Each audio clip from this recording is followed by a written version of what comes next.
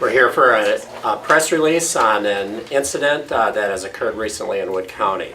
There's been a confirmed report of an anthrax release at the Wood County Fairgrounds and government buildings. Anthrax is not contagious or spread between individuals. Symptoms of anthrax include fever, chills, shortness of breath, dizziness, cough, headache, and sweats. Persons living in or present in Wood County between October 7 to 17, 2014 should obtain antibiotics to protect themselves. You can safely wait 2 to 3 days to receive antibiotics to protect you.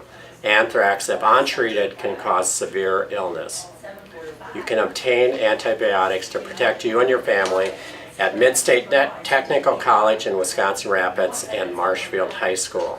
Clinics to receive the antibiotics begin today at 8:30 a.m. and will go until 8:30 p.m.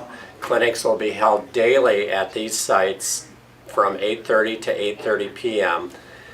until everyone has been able to receive the antibiotics. Head of households can receive antibiotics for their entire family at the clinics. People within 2 blocks of the fairgrounds are being contacted and treated directly. If you are experiencing symptoms, go to your local healthcare provider. For up-to-date information, please visit the Wood County Health Department website or call 211.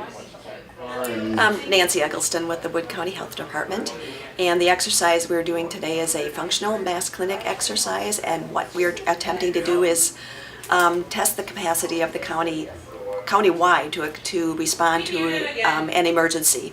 In this scenario that we're doing today, we have an anthrax exposure, and we need to do a mass clinic on both the north and south end of the county simultaneously. With this scenario, what we're saying in today's play is that we have to get the entire county and any visitors to the Marshfield Fair medication within 2 to 3 days. So the players in today's exercise are area law enforcement, EMS, Mid-State Technical College, Marshfield High School. We have the amateur ham radio operators, because we're testing communications as well. And this is just an excellent way for us to test public health response, EMS, as well as hospitals are playing. I'm Joseph Ansel.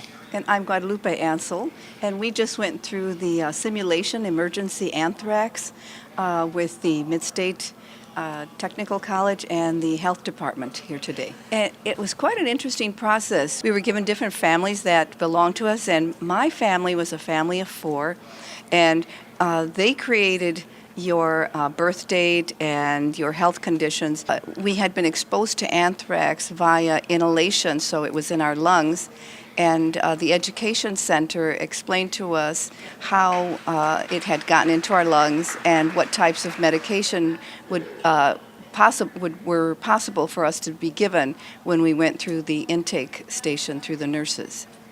Yeah, and after that, there was a person who screened us, looked at the forms, and based on our responses on the forms would determine if we were high risk or low risk, and then send us to a nurse at one of the stations.